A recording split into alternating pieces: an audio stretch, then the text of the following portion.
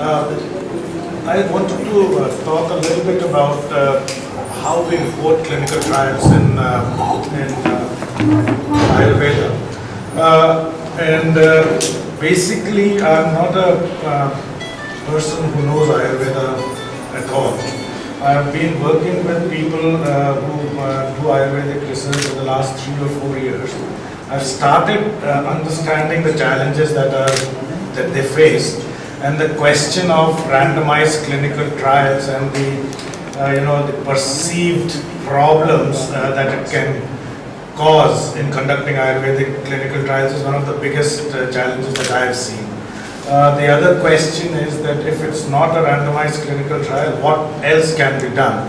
Over the years, I have started realizing I work for Novartis, and for Novartis, and that's what I have done in my career as a clinical researcher for the last 20 years, is only randomized clinical trials in its various forms.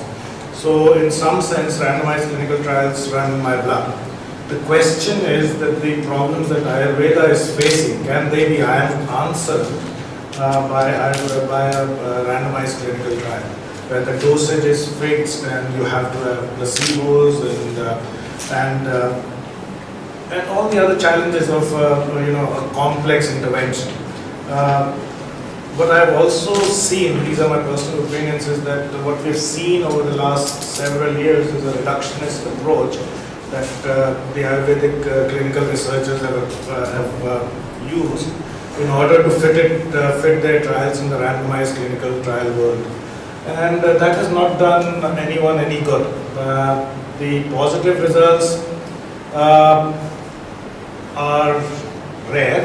If they come, it's good because it raises the view of Ayurveda in the rest of the world. But the negative results is where I have a big problem. Negative results already create more skepticism in the people who do not believe in Ayurveda.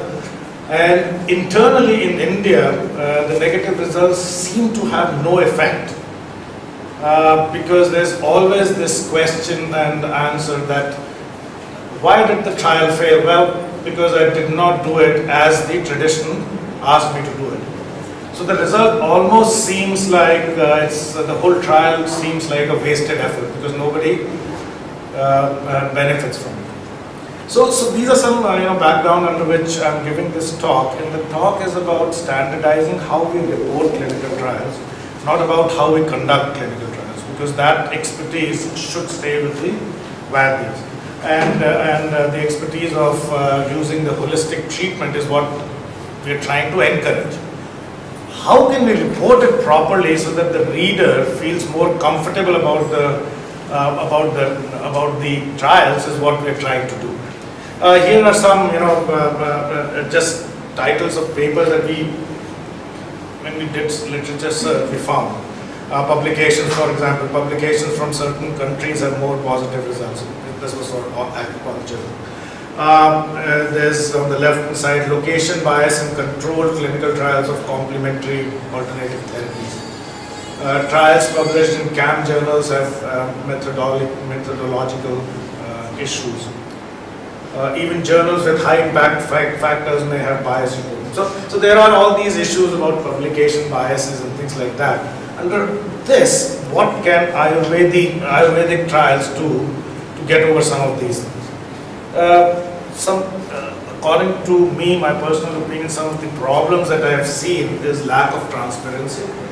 Is maybe intentional, maybe not intentional. I think the latter is more often the case. It's not intentional, but everything is not getting reported.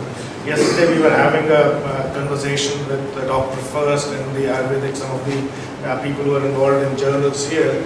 One of the issues has been about the length of articles. Yeah?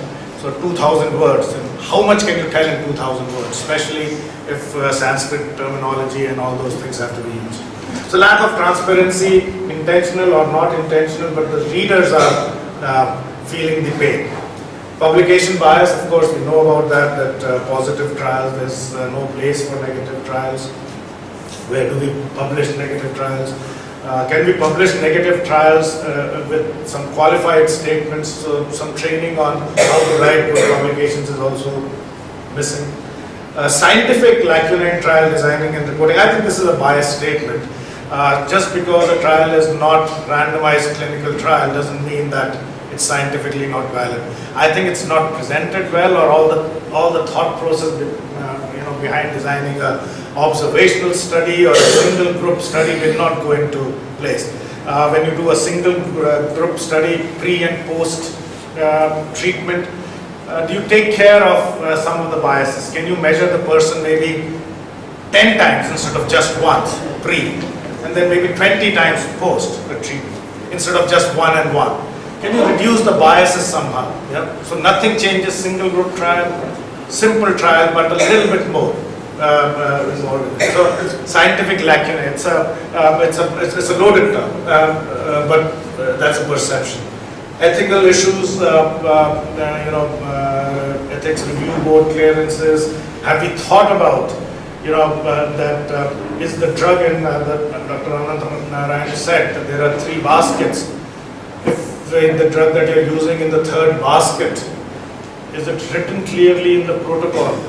Is it mentioned in the informed consent that the drug that I'm going to give you has got these properties?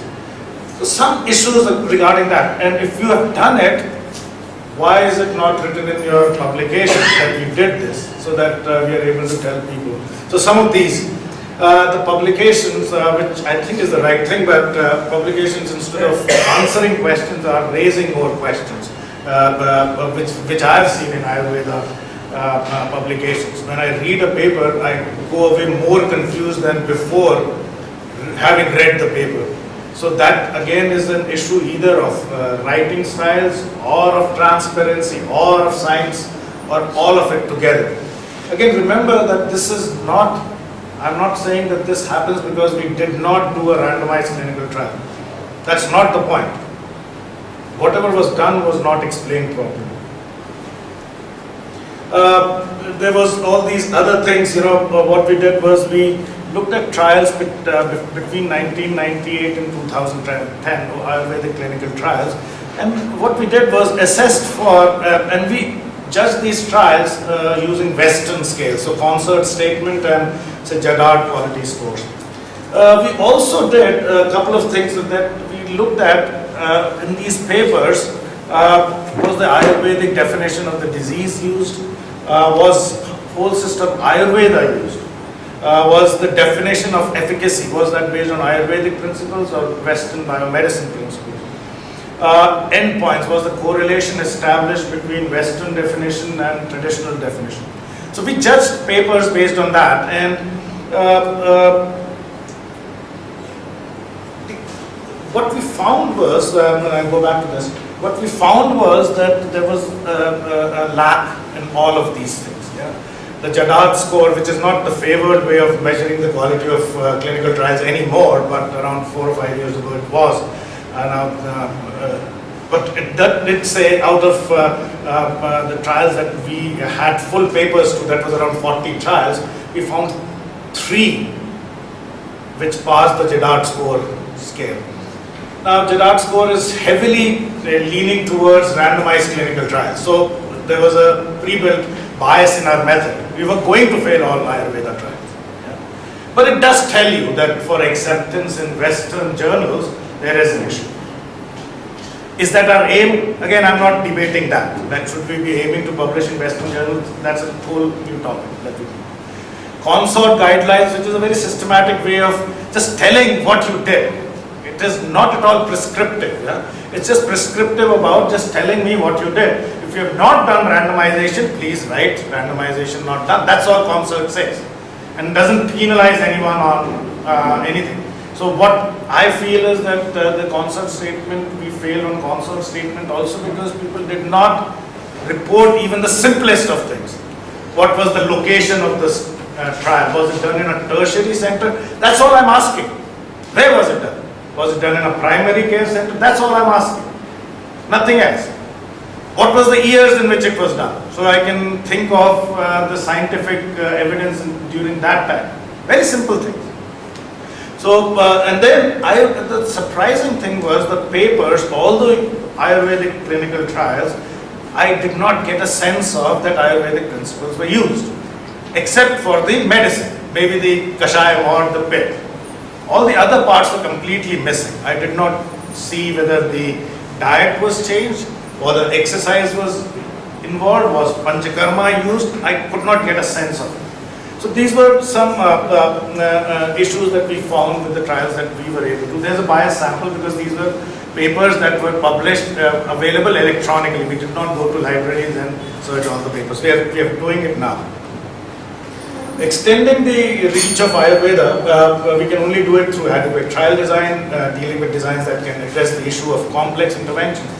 Complex interventions are used by governments all the time. You know, when they have to implement a policy, that's a complex intervention. They do it at village levels, they do it at town levels. I do not think Ayurveda interventions are that much more complex in nature to implementing government policies. If they can be studied properly, I think we can also do it. In classical Western biomedicine, I think oncology trials and neurology, neurosciences trials are itself complex because there are multiple components. Can we learn from them and do trials which are less biased? And basically the endpoint stuff is also very questionable. How do we judge that a person has recovered from the disease and things like that? What we did was that we started doing this, thinking about standardization around 3 years ago in 2010. We met a lot of people from the consort group, David Moore, Doug Altman, and they gave us ideas on how to go about doing it.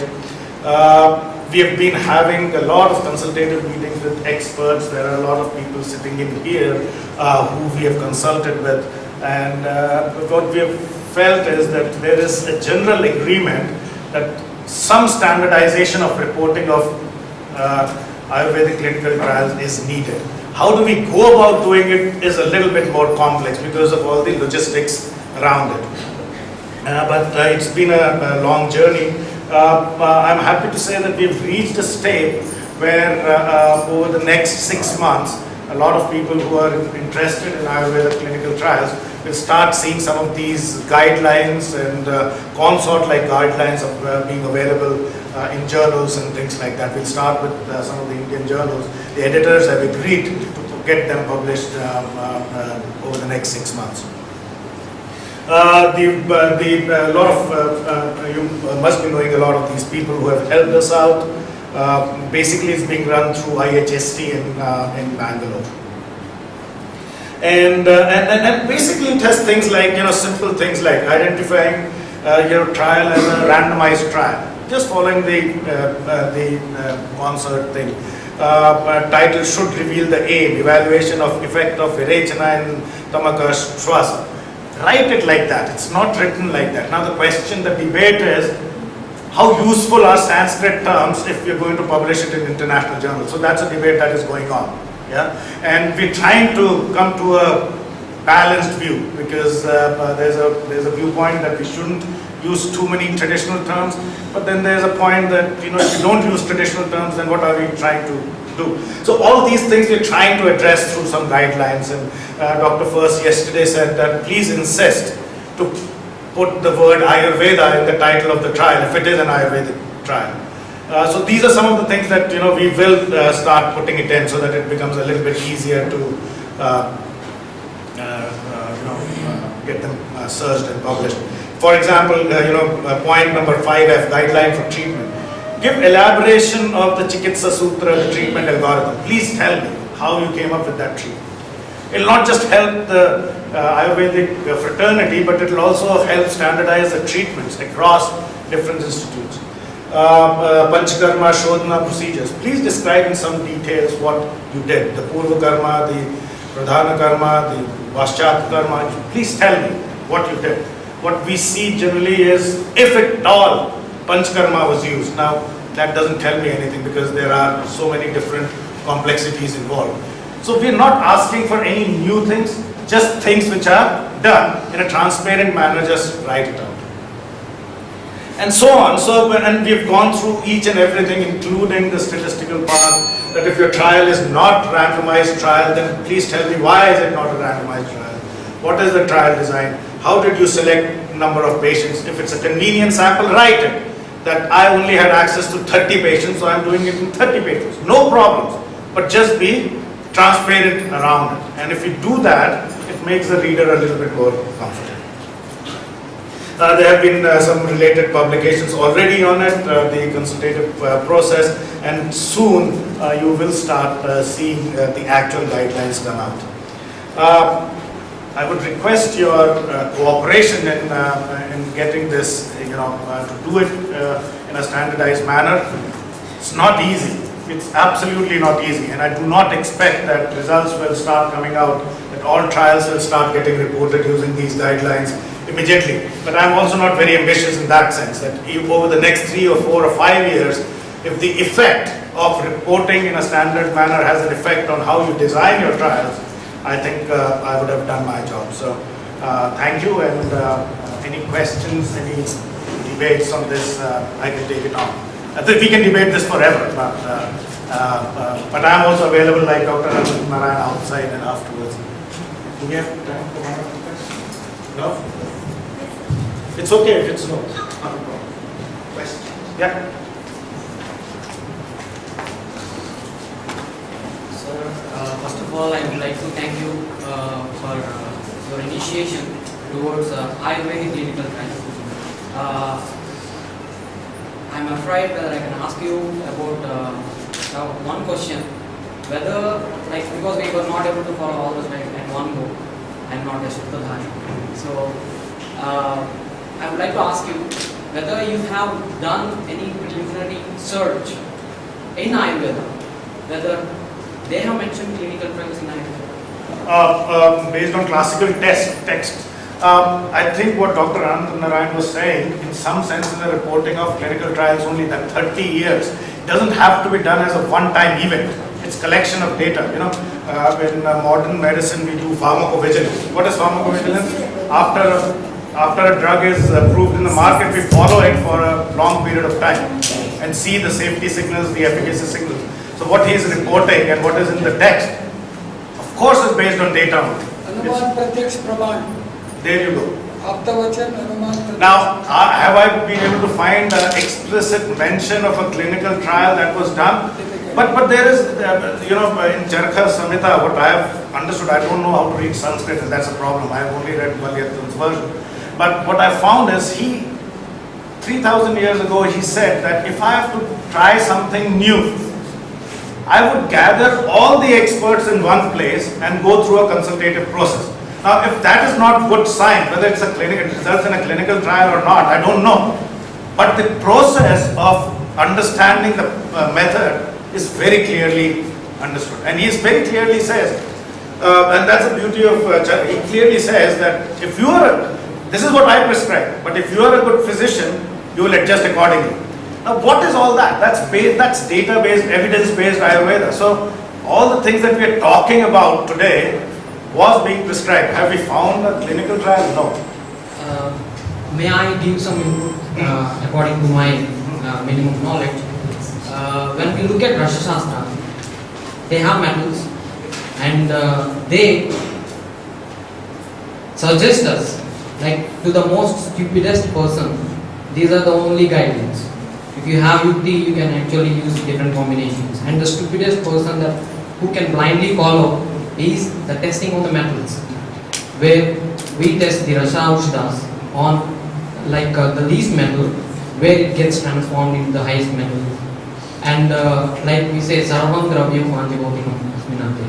If like a Sufi poet says, consciousness sleeps in the minerals and feeds itself in the plants, dreams in the animals, and wakes up in humans. So we are awakened to consciousness. So we can test the level of the consciousness and its disease condition on the sleeping consciousness, that is the minerals, and test for the clinical drugs, the medicine we prepare. Maybe it would be wise if we choose metals for the clinical trials of Ayurvedic medicines as a standardized Ayurvedic clinical practice. That is Absolutely. You've already heard the concerns of from Germany, the metal content. So unless you have data, so you can't tell me that do a clinical trial. You have to do it, and you have to convince them that it's safe. Yeah, poetry is good. I love it, the way it is succinctly put, but that's it. After that, I need data. You have to convince ethics committee that you can do a trial on where would you get pure copper? Tell me in India, where would you get it? Tell. That I don't know, sir. Oh, that's it. So We if are- you do not know where you get pure copper, then don't come and tell me this is written in Charaka. No, sir. Yeah. I'm not. That's why I'm telling. Rasa Shastra. It's like I'm presenting my minimum knowledge. No, I'm just saying that I'm just throwing the challenge back at you. That it's not that easy what is written, but how to do it. If you come to me that please design a clinical trial for me, I will do it. Actually, I am also struggling with the same thing to prove Ayurveda with clinical trials, where personal ethics are not allowing to torture the animals. So that intention gave this idea, why can't we use the metals for the clinical trials as prescribed in Ayurveda? I don't know. You have to tell me. That's what I want to ask you, like, if it is possible or not. Well, I can't even, the regulators do not allow me to even test things for which I have got reasonable data in my mind. Yeah. So to go directly into a clinical trial with metals, I think you have a challenge in front of you. Thank you, sir.